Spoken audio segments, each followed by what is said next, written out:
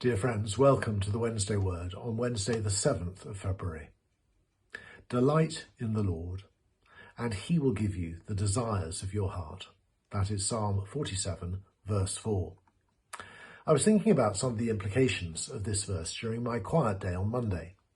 We have desires for so many things.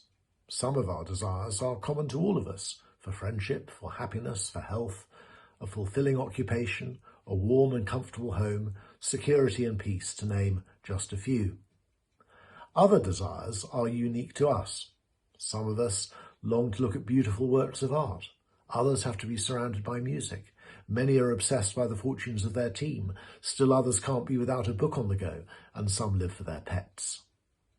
If we're Christians, as well as these, we will also have desires to worship God, to serve him, to witness to him, and to meet with his people. Many of our desires are good and godly, but others are disordered, addictive desires, longings for inappropriate or sinful relationships, jealousy, covetousness. Christians are very aware of how difficult it is to deal with sinful desires and to cultivate good and godly desires, but we need to deal with our desires because our desires affect our actions. Paul was very aware of this struggle in his life. We can all relate to his experience in Romans 7, verses 15 to 19. I do not understand what I do. For what I want to do, I do not do, but what I hate, I do. For I have the desire to do what is good, but I cannot carry it out.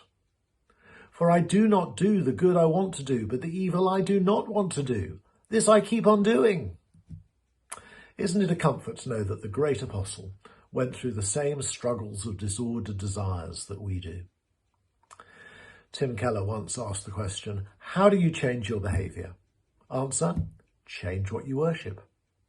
In other words, rather than focusing on what's wrong in our lives and trying to do something about it, focus on what we worship, what we desire. And that's where this verse from Psalm 47 is so helpful. If we spend time delighting in the Lord, making Jesus the absolute joy and treasure of our hearts, becoming more passionate about him in the words of our church's vision, we will find that our desires will change and our actions will follow. For me, this means consciously worshipping Jesus before I start reading my Bible or praying or doing anything else.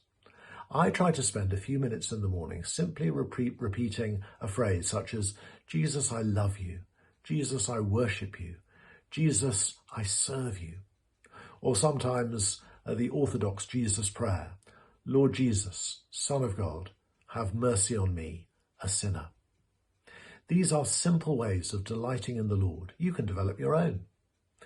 But delighting in the Lord will change our desires, and then, because we'll be praying in line with God's will, he will grant us our heart's desires. But just a final word. This is not a cast iron promise that we will always get what we want if we delight in the Lord, because our desires are always to some extent disordered, and we will never know what the Lord wants for us. But we will be more likely to receive what we desire when our hearts are aligned with his. God bless you today.